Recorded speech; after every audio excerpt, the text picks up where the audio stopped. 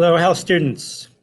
Here's a little video explanation of the summative assessment that I have posted in the Google Classroom that will be due next Thursday, the 18th. This is a summative which will assess how well you've understood what wellness is, where the influences for wellness come from, and what we have to control and what is out of our control. There are several summative projects from which to choose, and you can find them on this document, 01.1, Welcome to Your Health, and I will go over them. So the first summative choice is an individual project. You may make a health map or a collage showing pictures and explanations of things that influence the four aspects of your wellness. They may be things that you do, maybe situations that you encounter. Please include definitions and descriptions of each of the aspects of health. Indicate which influences are ones you choose and ones that are beyond your control. And I've made a little example here if you want to do it on slides. So I have some different slides, and this presentation is linked in your Google Classroom. So I show things that I do that impact my four areas of wellness. Second summative choice 2. This can be individual or a group of two at the most. Make me a poster-sized cartoon or skit, and act out the skit. You can upload a video, which shows the difference between being socially healthy and being popular. So I'd like you to include research from at least 3 sources and cite them in MLA format. Do not use Wikipedia. Google is not a source, it is a search engine. Okay. Write a script that you will use.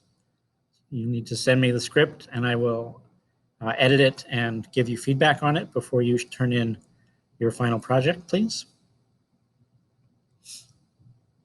Choice number 3, groups of up to 3 people. So I want you to brainstorm. It means come up with lots of different questions that you could put on a health assessment that would measure or gauge someone's total wellness. So you'll need questions that address all 4 areas of wellness that we've talked about: physical, mental, social, and emotional. So you'll be putting out a survey. You can use Google Forms for this if you like. You may turn it into a quiz. I can show you how to make a Google Form a quiz if you need to. And you can score the different questions differently based on how important you think those are. You may want to send your survey to your classmates, and then you can analyze the results and write a paragraph on how you think the health of the people in the class are. You'll have to do that anonymously there, so you won't be collecting email addresses. If you'd like, you may ask our nurse, Ms. Caravella, for help in formulating some of these questions, or you can talk to Mr. Martell, our counselor. The choice 4 and 5 are struck through because we won't use those this year. And choice 6, which is actually choice 4.